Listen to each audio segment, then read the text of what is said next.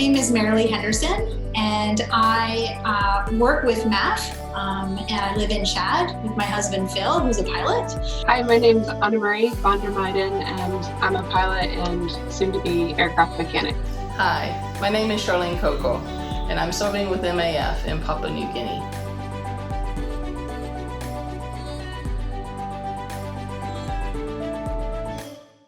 Welcome to the second installment of our Limitless series. I'm Jocelyn Fry, and I will be your host tonight. I'm a missionary with MAF and served overseas with my family in the Democratic Republic of Congo for 9 years, from 2011 to 2020. And now I'm serving in the Home Office in Guelph, Ontario. If this is your first time joining us, welcome. We're so excited to be live for these events. You should notice at the bottom that there's a Q&A chat box at the bottom of your screen. Feel free throughout the evening to type any questions you have throughout the presentations there, and we'll have time to answer your questions live at the end. We may not get to all of your questions, so if you could, please add your email address in as well. We would love to be in contact with you to answer any questions that we're not able to get to tonight.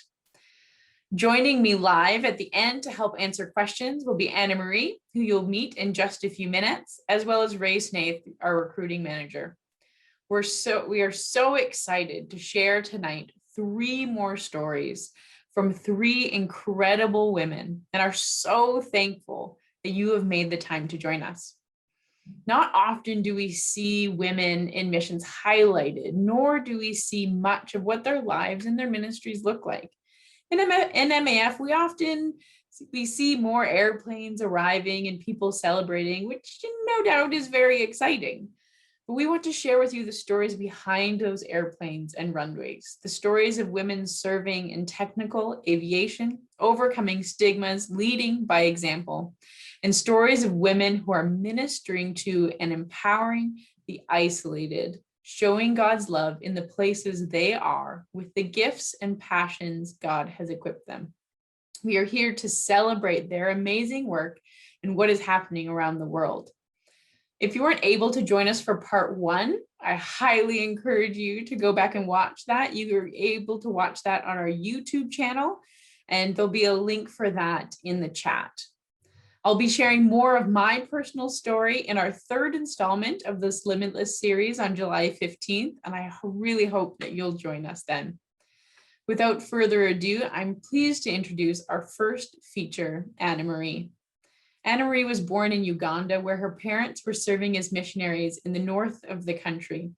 They often joked that her love of aviation came from flying with MAF as a baby. Her passion for people and spreading God's love works perfectly with her skills in and passion for aviation. She recently interned at the hangar at MAF Engel in MAF, Uganda, where it felt like she had come full circle after spending part of her childhood there. She is currently training as a pilot and mechanic in hopes of serving overseas in these capacities. Hi, my name is Annamarie van der Meijden, and I'm a pilot and soon-to-be aircraft mechanic. A little bit about my background is I grew up overseas. My parents were missionaries, and we traveled quite a bit. Uganda was my first home. We lived up in the north and often used MAF. And my parents used to joke that that's how aviation first got in my blood, since before I could walk, I'd been on more airplanes than they could count. And growing up in developing countries, I saw firsthand how people of many different cultures lived out their faith despite challenging circumstances like poverty, violence, lack of education, infrastructure, medical care. And this had a strong influence on me wanting to pursue missionary aviation. When I lived in Chad during 2 civil wars, my family experienced a lot of dangerous situations, and I saw corruption and extreme poverty. And through this, my faith really came alive to me personally in ways I saw God at work. And also the core missionary community there, who are really strongly dedicated to making an impact despite the risks, and loving people who weren't given an equal opportunity at a good life, hugely inspired me, and it's something I want to be a part of. Becoming a missionary pilot and mechanic is a dream that I've had ever since I was little. Living in remote areas of the world, I've seen firsthand what a lifeline aviation is, and it's inspired me to want to use my passion for airplanes to help people and share the gospel. I love what it says in the book of James, chapter 2, about putting action to our faith, stepping out when we see needs. And to me, that's what I believe God has called us to do as believers. We are to be the hands and feet of Jesus and the environments he places us in, and use the passions he has given us for his glory. When I met Stuart King, one of MAP's founders, had a huge impact on me taking the first step in pursuing this dream. I met Stuart when I was living in the Netherlands in 2015, and I was in university at the time, which was more of a logical decision than a heart decision, as I didn't have the finances to start flight training. But Stuart, he strongly encouraged me not to give up my dream if this was something God had placed on my heart. And I still clearly remember him saying how we need to have more female pilots on the field. And our correspondence since then has always been a big support to me. And it was really special getting to visit with them one last time on my way over to Uganda last year. I think it's important to be passionate about what you're doing. It doesn't matter what gender or race you are. If God's given you a dream, you need to go for it. And this has always been my perspective with aviation. When I went to Uganda last year to intern with MAP, I didn't give much thought to the fact that I'd be the only female mechanic in the hangar. And it wasn't till my intro day, when a local lady in the office, she gave me a heads up and was like, you know what, Annamarie, for many of the local guys around here, you're going to be the first female mechanic they've ever met. And it was a really positive experience working in that culture where like many women are never given the opportunity or even the idea that working in a more technical setting is a possibility. And I had a lot of positive conversations with the local guys who have daughters and sisters and wives. And for me, it was such a privilege getting to carry this message and be an example that women are capable in technical roles. Our gender shouldn't be seen as an obstacle when God gives us passions and skills for things. The best way to describe my training journey is that it's been a zigzag adventure of faith. My training path has been a little out of the box. Like, not everything has turned out as I expected. It's really been a journey of trusting God with every step, and this has really built my faith. After meeting Stuart King, I moved back to Canada and earned my pilot's license at MATA, Mission and Aviation Training Academy in Washington State. And this is a missionary-run training base and was an amazing foundation to begin my training. I then immediately jumped into maintenance training in BC. I volunteered at Prairie Aviation Training Center in the hangar, worked as an apprentice in Ontario. God opened some amazing doors for me to volunteer with the Harvard Association and continue with some flying. I received a really exciting scholarship to join a flight crew flying across Alaska to fundraise for a local charity there. And last year I went to Uganda for a maintenance internship with MAP for 5 months, which COVID stretched to 11. And now I'm back at MATA, finishing up my maintenance license and trusting God's provision to finalize my flight training here as well this year. And through all the steps of my training, I've seen God at work in amazing ways. And every time I've gone outside my comfort zone in faith, God has provided. And this has given me the confidence and conviction that I'm on the path God has set for me. When I was flying in Alaska, I got grounded unexpectedly in a rural, no road access community. But God worked out the situation in such an awesome way. I got myself to Anchorage, where complete strangers from a local church picked me up, housed me, connected me with their friend who was a pilot, CFI, and had his own airplane, which he let me fly, and he flew up to Kingdom Airport to drop me off. And that was a place I'd wanted to visit, which is way up in the mountains and specializes in training missionary pilots and mechanics. So I spent the rest of my time there until my planned commercial flight back to Ontario, helping out in the hangar, joining on some flights. And the connections I made during that time and the people I met were so God-timed and encouraging. And it's been these God moments along the way which have been a huge motivation through the challenging situations and obstacles I've walked through in my training journey. And it's really been exciting. I've seen God stitching my training steps together and preparing me for the dream of serving in missions. What makes me passionate about the work I do is definitely the people. It is so rewarding getting to be a part of people's lives, and for me, that was my absolute favorite part about my year in Uganda. Is working together with a team of national staff and expat, building relationships with the people I met. I ate matoke and posho with Ugandans my parents worked together with 20 years earlier, and meeting Sam Supway, hearing his stories of flying out with Matt for the Jesus Film outreach in different villages around Uganda, talking with my night guard, John Bosco, about his 15 kids and hearing how they're handling the lockdown with limited income, connecting with the local pastor, Kinatama, who my mother worked with and who adopted me into their family. Their daughter, Jemmy, she's my age, and she convinced a girl not to have an abortion and adopted the baby as her own, which is a huge deal in the local culture for being a single lady with little income. And just getting to share daily life alongside these people is inspiring, and it's in these moments where I see God at work. I'm working towards becoming a commercial rated pilot and aircraft mechanic and use these skills on the mission field to share the gospel. There's a high standard of training that is required to be prepared to fly and fix airplanes in this setting. As a missionary pilot, you don't get 8,000 feet tarmac runways with clear skies. You need to be prepared for the 2,500 foot dirt strips on a slope with challenging weather, and an airplane loaded with medical supplies, or the mission of picking up a passenger out in the bush who has malaria, but the fastest road system to a hospital takes 9 hours. So it's wonderful to be training in an environment like here at MATA or at Prairie, where this is the focus and goal of the training. At MATA, my instructors and mentors are teaching from personal experience, and emphasis on excellence and precision is invaluable preparation for developing the skills I need. The impact that I hope to have on the mission field is I want to be an encourager, someone who is seen as a friend who makes time for people, who is interested and invested in the lives around me.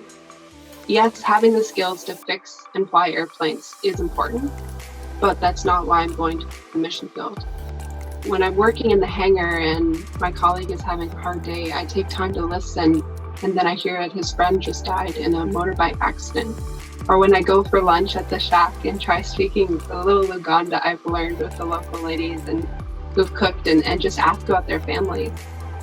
When a pilot comes in for maintenance from the Congo and I hear his son is really sick, we should stop and pray before he heads back again. To me, that's impact. Those are the moments God works through, and that's what I want to be a part of. Yes, I've definitely faced obstacles. I've experienced discrimination because of my gender, received comments like my brain isn't as technical as a guy's, faced demeaning situations. But I've also had an overwhelming amount of very experienced and influential men in the aviation industry encourage me forward. I've had people I never expected invite me into their hangars to help with projects and share with their expertise. People offering to take me along on flights so I can build experience. People who've made time to answer my questions, given me resources to help in my training, make sure I know how low-level flying through the mountains feels like, and really just cheer me on. And many of these people have not been Christians, and it's been exciting how through these encouraging situations, which have been so supportive and empowering to me, I've also been able to share the why behind why I am pursuing aviation, and that's been really neat. For me, the passion has always been the people, and it's so rewarding getting to be a part of people's lives. For me, that was my favorite part about being in Uganda, how I got to work with the team of national staff and expats there. So if you'd like to learn more about Annamarie, there'll be a link in the chat that'll show you how to follow along with her ministry or learn how to support her. She'll also be here at our Q&A time at the end. So if you have any questions for her, please make sure you put them in the Q&A box at the bottom so that we can have a great time of Q&A with Annamarie at the end. Our next feature is Sharlene. Before moving to Papua New Guinea, Sharlene taught and served as a principal in Paraguay and in the USA. When she moved to PNG, she met her husband, Brandon, an aircraft maintenance engineer, and became involved in flight operations. Currently, she uses her teaching skills to provide computer program training to national staff. Since 2017, she has also been involved in MAF's Global Disaster Response Team. When a hurricane, earthquake, or other natural disaster occurs, she deploys to that region to assist in getting aid to people who are in great need. Hi, my name is Sharlene Coco, and I'm serving with MAF in Papua New Guinea. MAF has bases in Papua New Guinea. High mountain ranges and heavy cloud formations make hazardous flying conditions on many routes. Medical, educational, and evangelistic outreach by dozens of missionary organizations has multiplied the missionary force many times over, keeping a constant pressure on MAF to greatly increase its service. Background as a school teacher and principal, and I met my husband in PNG and joined MAF as a result. I got to learn lots about airplanes and pilots and maintenance and day-to-day operations. I started out booking flights, approving subsidy for church workers and Bible school students who wanted to fly with us. And after that, my roles just continued to grow. I learned what I do know on the job day to day over the last 10 years. In 2015, I was asked to go to Nepal to work as an admin for the disaster response team there after the earthquake. I went for 6 weeks and my husband joined me. We stayed another 4 weeks and then went back to PNG together. We're asked again in 2016 to come for one more 2 or 4 weeks to wrap up the response there. We both enjoyed it. Later, in 2016, John Woodbury asked if I would join the core team, and so that got me in. I enjoyed it. The work, seeing the impact MAF was making in such a real way. The number of times we heard comments about how you are different or you treat us all the same. Other comments similar to that. We were able to open the doors for other conversations as well in sharing. So when John asked if I would join the core team, I said yes. Now it is 60% of my role with MAF, and the other 40% I spend working and doing training and other responsibilities in PNG. But it is a joy, and it does make a difference when you see lives impacted daily. I count it joy to be a small part in a big plan the Lord has to bring people to Himself. Whether I'm organizing a flight or filling a flour sack or cutting some rope in the rain, preparing a meal, or even doing laundry for my teammates, I see it as all a way to serve the Lord.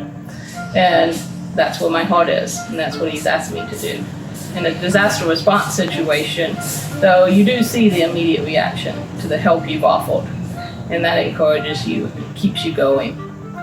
In day-to-day life in PNG, I may or may not see the impact of the work I've done to the same extent, or even at all. But the Lord has seen it, and He uses it. And it's great to be a part of the big picture in fulfilling His plan.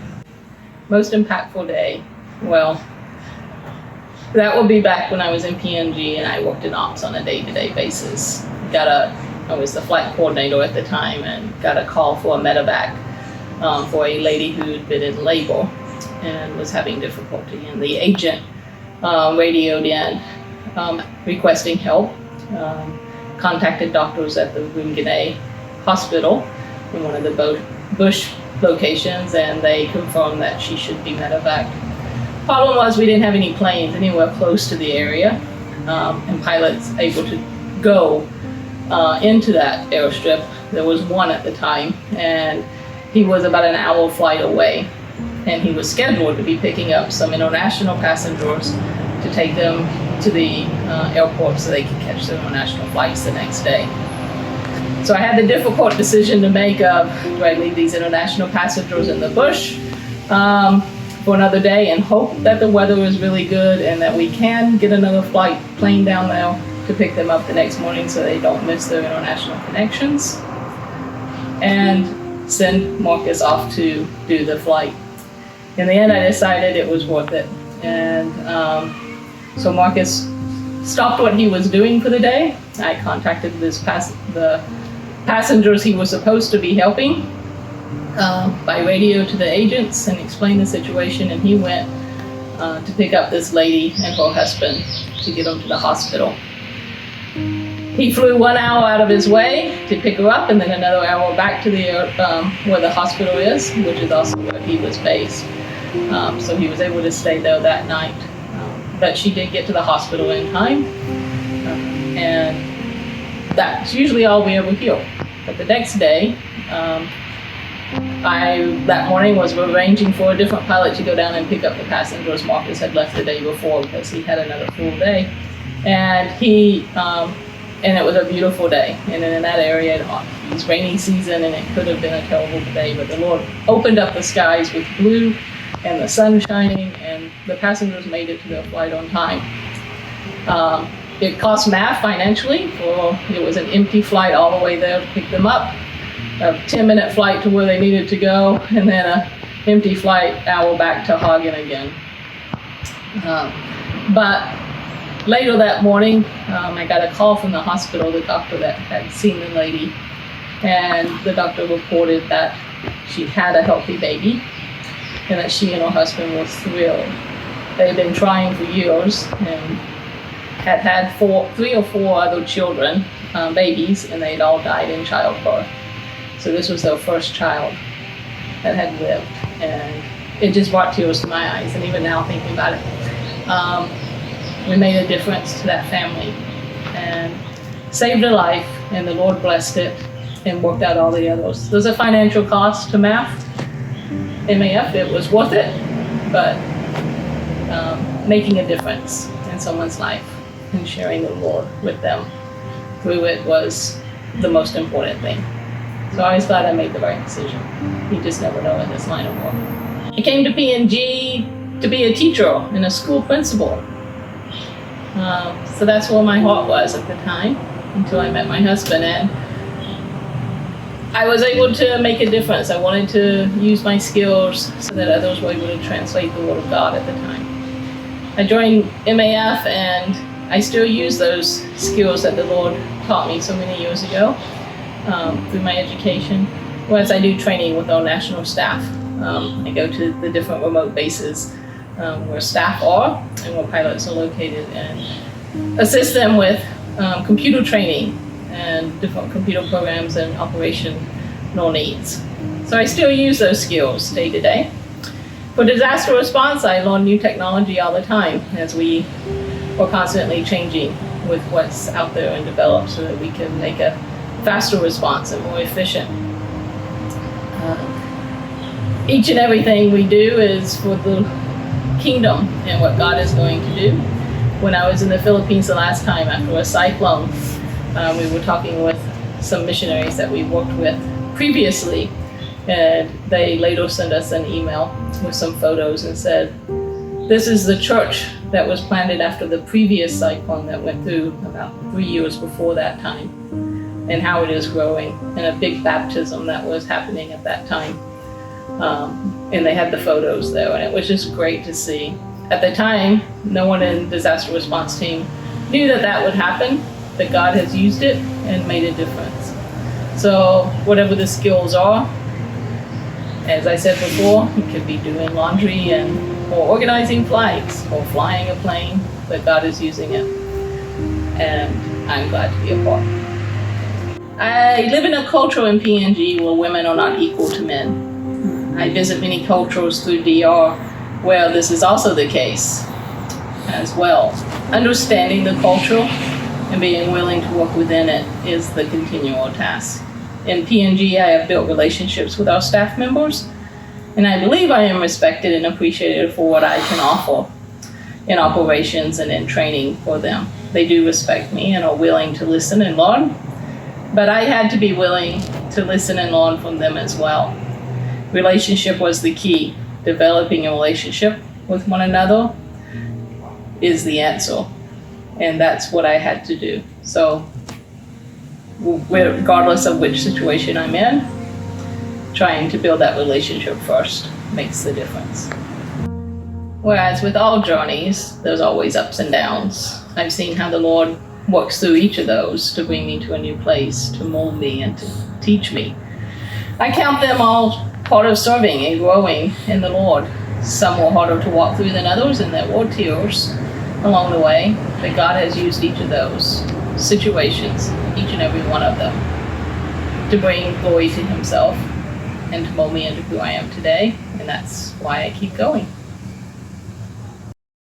What a wonderful story to hear from her. Medevacs and disaster response is such a big part of what MAF does. And if you have any specific questions about those things or about Sharlene's story, please put them in the Q&A. My husband actually just this last year was able to serve with the disaster response team in Honduras, and to be able to help out after 2 hurricanes had hit that area. And so it's a really neat part of our ministry.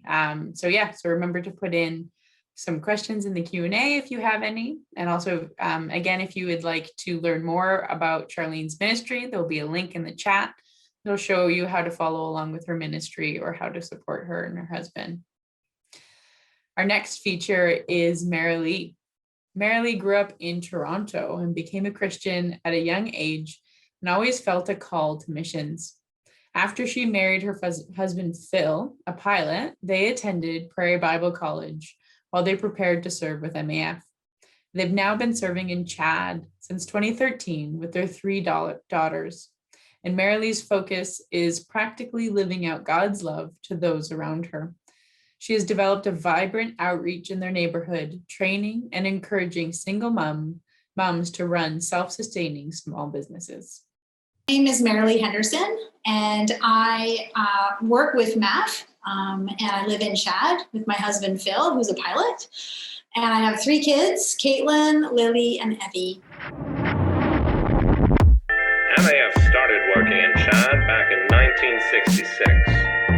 Only a small fraction of the country's 40,000 kilometers of roads are paved, making overland travel time-consuming and dangerous. Because of the women and men who serve with MAF is able to bring help, hope, and healing to the region. I grew up in Toronto, and I have 4 sisters, and I grew up in a Christian home, and I attended a Christian elementary school and was really involved with my youth group at church. But in the latter part of high school, I wasn't really walking with the Lord. My faith wasn't my own, it was my parents, and I just kind of decided that wasn't for me. But I went to Western University in London, and within like 3 weeks of arriving at university, I just realized that the life that I was living was not good. I didn't want to live life for just me anymore. I wanted something bigger and more purposeful. So I rededicated my life to the Lord. And I met Phil shortly after that, and that's my now husband. And we were just friends. We started dating a couple years later, and he's an MK from Zambia. So I'm from Toronto, so I'm a city girl, and I didn't really have a global view per se. So meeting Phil and hearing his mom tell stories and hearing about him growing up, that kind of planted the seed of missions in my heart. I'd never before thought about missions like ever. It just wasn't for little old me. Anyway, so we were dating, and we both attended Urbana. which is a big missions conference in the States. Both of us pledged separately that we wanted to be in a ministry within the next 5 years. So that was kind of cool. We didn't know what it was going to look like or anything. We weren't even married yet. But anyways, we got married later, and we actually moved to Alberta a year after we got married for Phil to start the aviation program at Prairie Bible Institute. We quit our jobs, we drove across the country, and it was a big faith step for us.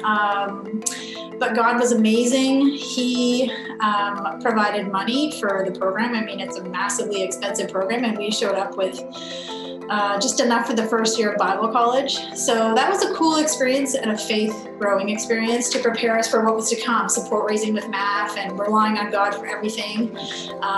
So that was a good foundational building block to our faith story. We joined MAF in 2011. And we support raised, and we were in Chad by May 2013.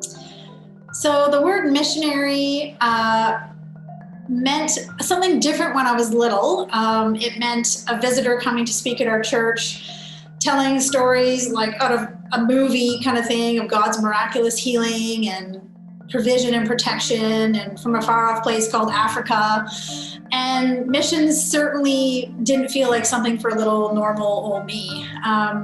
But here I sit after 8 years of being in Chad, and I'm still just normal me. But my view of missions and what a missionary means has changed. And I feel very strongly that all believers are called to be missionaries wherever we are. All around us are people living in darkness, lost without a shepherd, and it's our job and our responsibility to bring light to those around us. And so hearing God's word, reading it, and then living it out in a practical way, wherever you are, that is what a missionary means to me. What inspired me to become part of MAF? It's kind of a two-part question. One is Phil and I both love that we found a mission that fit perfectly into his skill set as a pilot and our desire to live and serve overseas. But as we were talking about a bit before, I didn't really know how I was going to fit into the mission of MAF. I'm a pilot, but through the time I've lived in Chad, God slowly brought different kinds of ministry into my life that fit well with my role, my primary role as a mom and a wife. And although we have different methods of ministry, he flies a plane and I mentor single moms in our neighborhood, but our goal and our purpose is the same. And MAF isn't just about using aviation and technology. It's a diverse mission.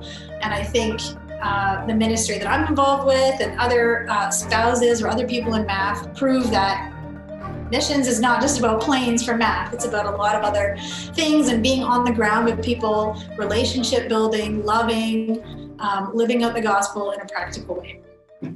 I am passionate about women who have been overlooked in society, abandoned, and are alone without the means to care for themselves. I have a heart for them. I have a heart for their kids.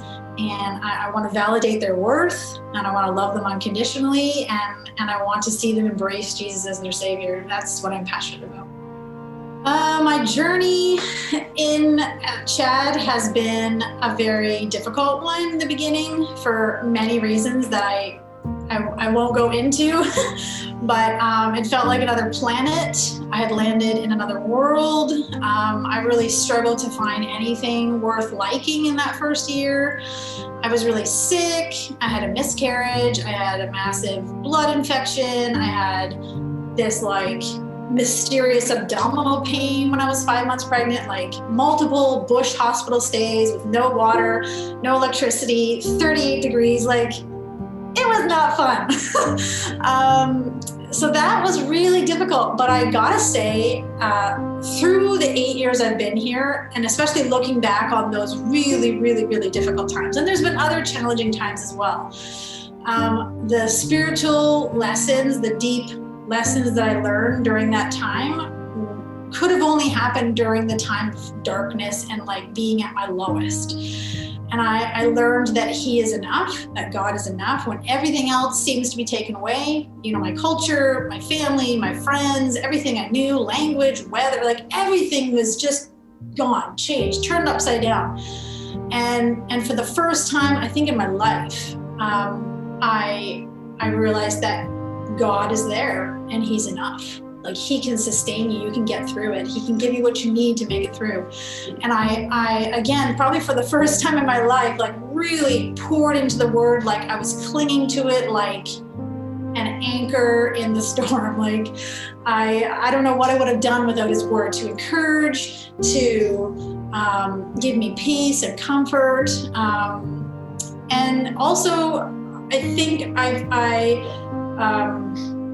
discovered that it's okay to express your anger and your frustration to the Lord. I think I always thought that was kind of wrong before, but as I was going through this, I realized that David in the Bible, in the Psalms, he's like lashing out at the Lord and then finishing with like, but I'm so thankful for who you are and the fact that you saved me.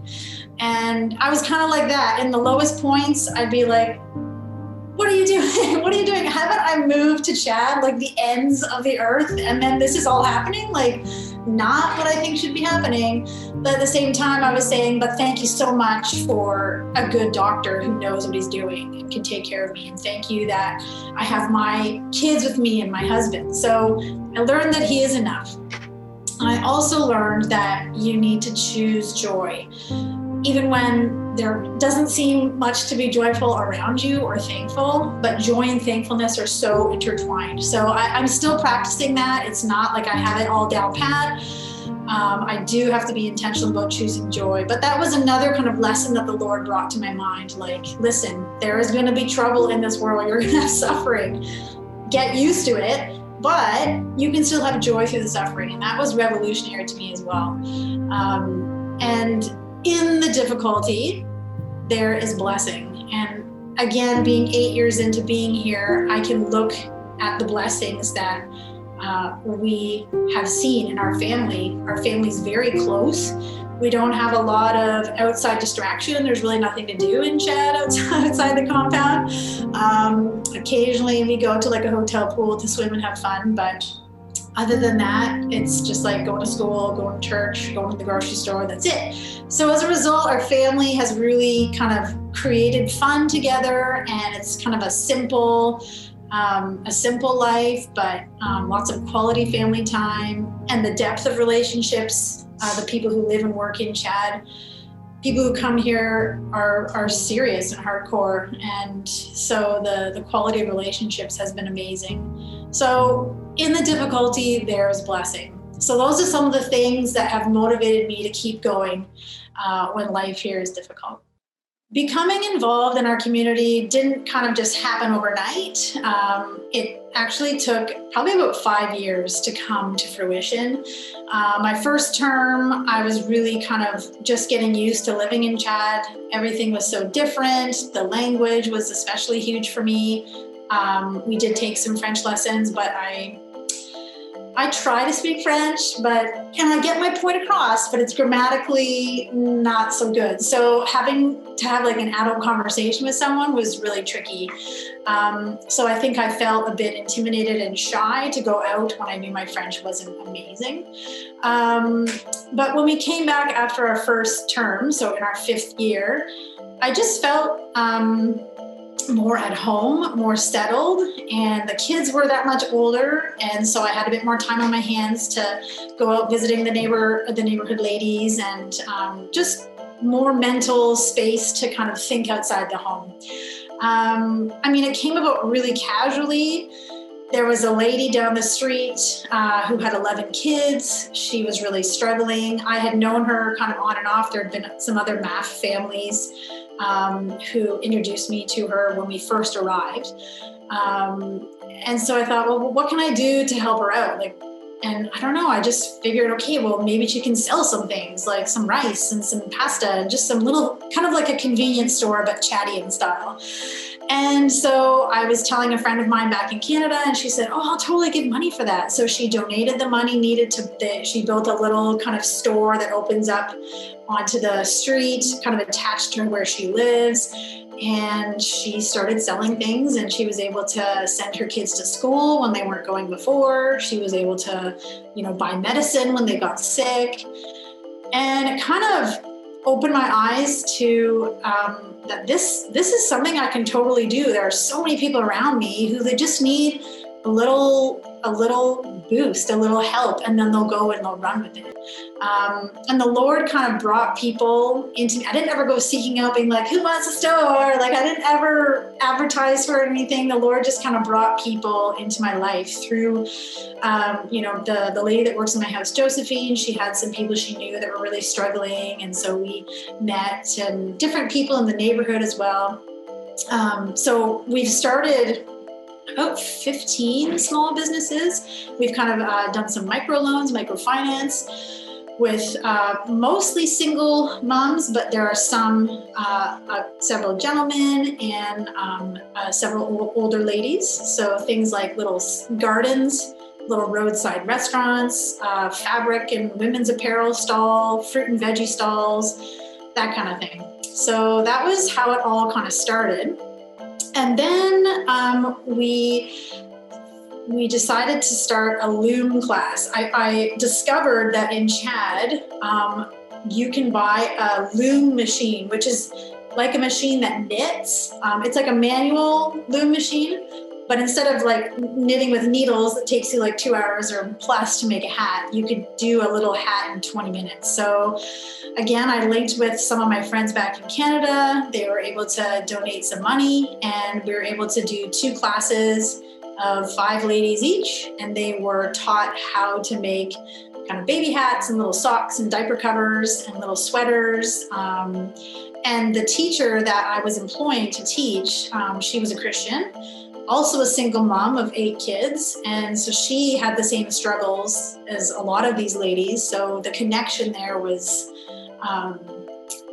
it was there right away. And she was able to share her testimony with these ladies. And it was just, it was beautiful. They would come to the compound every day from 8 a.m. till 1 p.m. And you could hear them laughing away with each other. And every once in a while I'd go and say hey and check on them and see how they're doing. And it was a place of belonging for them when I think they didn't have that in their community so much. A lot of the single moms are really suffering. They don't have education. They have a lot of kids. Their husband has left them with nothing, and they almost get a bit passed over.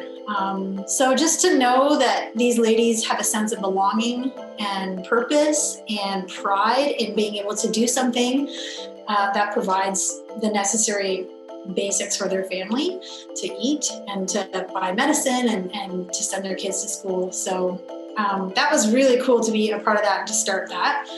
And most of the ladies that I work with speak only Chadian Arabic, maybe a little bit of French, but French is the language of education. And so a lot of them they hardly have any education. I only speak French, if you want to call it French.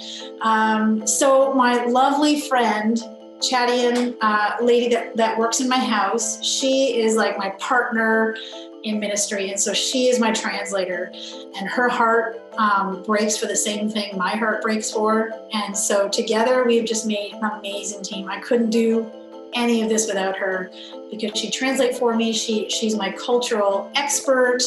She's just my partner, and I'm so thankful for our friendship and our relationship. She too is a single mom. Her husband left her, so she again has the same struggles as everyone else. So she's just perfect, a perfect partner.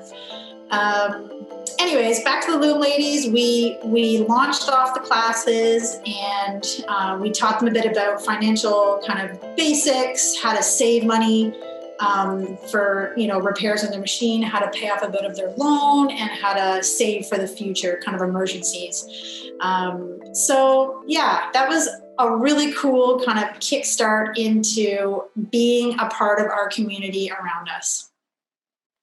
So one of the the things that has impacted me most here in Chad was the story of an older lady named Zougalou. And I found her back in March of 2019. I was driving my car back home from dropping the kids off at school. Evie was with me in the car. And there was this old lady in the middle of the road. And I was like, she's gonna get hit by a car. So I pulled over, I got out, I thought maybe something was wrong. And so I asked her, are you okay? And she just kind of looked up and smiled and shook my hand. And I'm like, we need to get out of the road. And I tried to kind of help her up, but I realized quite quickly that she couldn't walk. So I kind of motioned for a guy to come over and help me. And I don't know if he really wanted to, but I was like, come here. So we kind of scooted her to the side of the road. That's where she wanted to be, which was not a nice place to be. The side of the road is not nice. And she had a jerry can of water that she was kind of dragging with her. And her dress was soaked in urine. I mean, I don't know when the last time was that she bathed or anything. And I tried to kind of find out who was responsible for her, and I didn't really get anywhere. And Evie was in the car, so it was around the corner of my home, so I just went home and I was just wrecked. I was like bawling my eyes out. It just hit me so hard. Like, I don't understand how someone can live like that, how people could let someone live like that. And I was just so upset and distraught. And I talked to Josephine, the lady that works in my house, and I was still crying a bit, and I said, what can we do? Like, can you please just go find out what is going on? Where's this lady's family? And anyways, she found out that she didn't really have any family. So I said, okay, we need to hire someone to take care of this lady, because she can't live like that. So Josephine introduced me to a single mom in her church that had 8 kids. Her husband had left her and she was desperate for work. And her name was Selah. So Selah came the next day and we chatted for a bit, and she was willing to take care of Zougalou. And I mean, she cooked for her, she cleaned her. Zougalou obviously couldn't walk and was incontinent, so lots of mess. But Selah just loved on her, and Zougalou just loved Selah, and they would sing together and they would pray together. And she told Zougalou about Jesus, and Zougalou actually became a believer. And it was so exciting. And she would say, Selah, come pray with me, come sing with me. Like, she was just on fire for the Lord. And the really cool part is that Zougalou had a little kind of like lean-to hut in a walled off compound where about 16 other single moms were kind of camping out, living, like all squatting in little straw houses and stuff. And it was cool because those ladies, those families got to see the gospel lived out, like no words spoken, but just lived out in the love and the care that Selah gave for someone who no one else really cared about. And so that was really cool. And as a result of Zougalou, a bunch of those ladies who live in her compound became the Loom Ladies, and we did do small businesses with them. So it was Zougalou, I feel like she was the opening of the door to that neighborhood, that part of the neighborhood that's like mostly Muslim, not really a good reason for me to just like enter in there unknown. But because people saw us and our love for Zougalou and how we cared for her, I think that broke down the walls of mistrust maybe, or suspicion. And we were able to pursue relationships with other single moms in that neighborhood. I think the hope for our ministry is to see people find physical, emotional, and spiritual freedom in this life. I mean, our ministry has to be a holistic approach, addressing all the needs. I mean, what's the point of helping someone gain financial wisdom and freedom from poverty and you don't share about God's freedom that he offers and the gift of eternal life? So I just hope and pray that all of these ladies that we're working with and these individuals just come to know the one who loves them and wants to offer them a free gift of salvation. I think when you come to the field as a couple, you know, one spouse is normally the pilot and the other spouse kind of has to find their way. And a wise missionary told Phil at one time, if your wife doesn't find something that's fulfilling here in Chad, chances are you guys probably aren't going to stay. And I kind of just like laughed that off a little bit, but it's true. You need something to link you to the country that you're in. It can't, for me at least, it couldn't just be just about being in Chad and supporting my family. I love that. But I also was like, well, why, I can do that back in Canada. Like, why am I in Chad? Like, let me do something for you here in Chad, Lord. And I'm just so thankful that he brought these women into my life. And I think that it gives me purpose, and it allows me to show my kids the gospel lived out. And it also kind of rounds out the wholeness of MAF, the ministry, and it features relationships often. It often features kind of the practical gospel of things. I hope that anyone watching this video doesn't think, oh, I could never do that. Oh, she's some sort of super Christian or super missionary. I am not. I am normal. I have struggles. I had really discouraging days, and you've just seen the highlights of it, but I haven't gone into all of the really frustrating times, getting in the dirt with people and the mess of their lives, and just the discouragement, and sometimes feeling very overwhelmed with the amount of need around me. I just don't want y'all to think that you can't do it, because it starts with smiling, giving someone a cup of water, seeing someone who needs food and giving it to them. Like, this is not crazy things. These are little practical things of showing God's love, living out the gospel in little ways. So I hope that everyone watching this can see the ways that they can get involved, just in little small ways. What an amazing story to hear from Merilee. Her heart is really awesome. Thank you so much for watching. We have a few really great questions that you guys have placed in the Q&A. Feel free to continue to place them in there while we're going through this. So I just want to open us up. I do actually want to start with a couple questions for Annamarie. Annamarie, if you'd like to let us see you. Annamarie was our first video, and Annamarie, I think, what is your plan after you're done your training? What do you plan to do?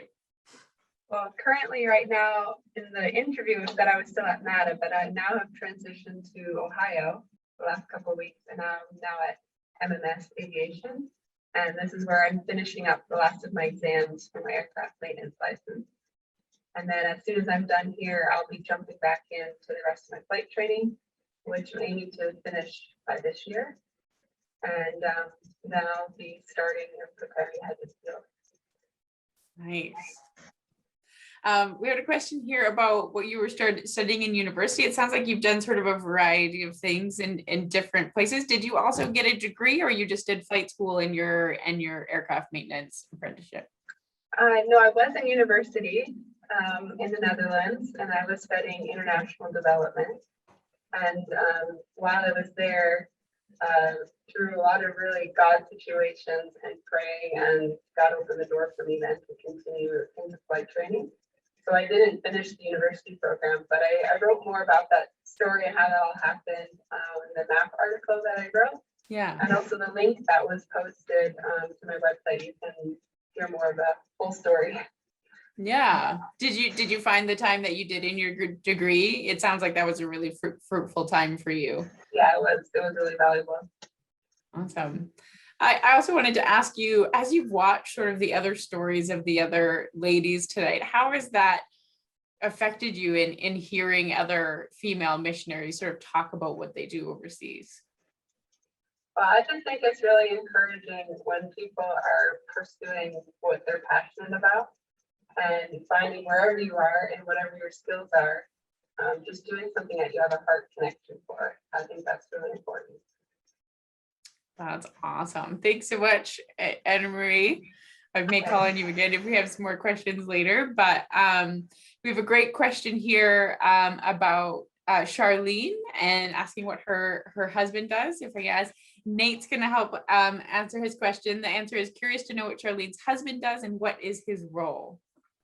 That is a great question. Obviously, I'm not Sharlene, and I'm also not her husband, Brandon. But Brandon is actually an AME. So part of the story that Sharlene told was the fact that she met Brandon when she went out to the field. So Brandon was actually working at the time in Mount Hagen, and while he was there, he was actually the maintenance controller. Since then, he actually has moved on to oversee a lot of the projects. Some of the big work that he's done for us has actually been to put a very cool contraption together. It's a battery starter that is remote capable, so they're able to take it out to wherever the plane sits. It's actually meant to save time on the engines of the planes. As you can imagine, we're flying these planes everywhere. They're taking off, they're landing really quickly. We want to make sure that we can keep as many hours off of those planes as we can so that we can continue to use them well into the future. So just as much as Sharlene is an integral part of our team, Brandon is also an amazing member of the MAF family. Mm-hmm. Thanks so much, Nate. Yeah, I forgot to mention earlier, because of time differences, Merilee and Sharlene weren't able to join us, but we're definitely able to answer some of your questions as well. We have some great questions about Merilee and about parenting overseas and what it's like. We're gonna connect the people that asked that question, but just I served overseas for 9 years and have 2 kids. They're currently 7 and 9, and lived in a similar situation that can just be really isolating, and it just makes it makes raising kids difficult. And like Merilee talked about, just sickness, and I really loved her story when she talked about leaning in. But yeah, raising kids overseas is a whole different thing. I think there's something that's talked about when, you know, a missionary couple, when they're young and have no kids and they go overseas, but as soon as they start to have kids, a lot more of those, is it safe? Is it, are your kids, getting the same education? And I would say that MAF does a really great job in making sure that all of its families are in really safe locations, and also making sure that our missionary kids are very well taken care of, and that their education is equivalent to what they would receive in Canada. But yeah, raising kids it's hard to sort of find a way to, you want to raise your kids as Canadian because they're going to come back here one day and they're going to go to university, but also when, you want to help them really experience the country that you're living in. And the community, Merilee talked a little bit about the expat community and also the national community are so important communities for your children and for the children to get involved in, because you're able to the expat community, you meet people from all over the world that are there. They're there to help most people that you meet that are expatriates, and the relationships that your children will make, that the children make in those situations is just really neat. And God is really good. God is super,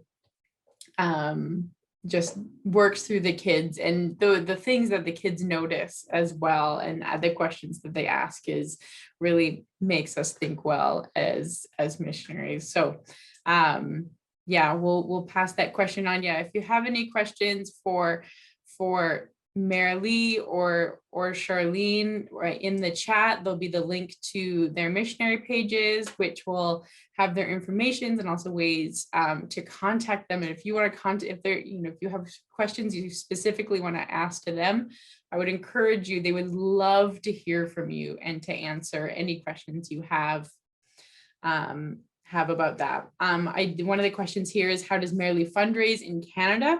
So Merilee fundraises as a part of a missionary couple with her husband, Phil, and so then some of the projects that she does specifically with her small businesses, she's able to do projects through MAF. And then she also has some other fundraising on the side that isn't through, that aren't MAF projects. And so again, that would be if you're interested in helping invest in those projects that she's doing, helping develop small businesses, to be able to get in contact with her, check out their page and all that sorts of stuff.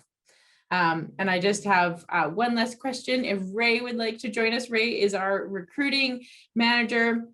And he helps introduce all of the these people that we've seen tonight, helps introduce them to MEF. So what does the process look like as you're working with people to join MEF, Ray?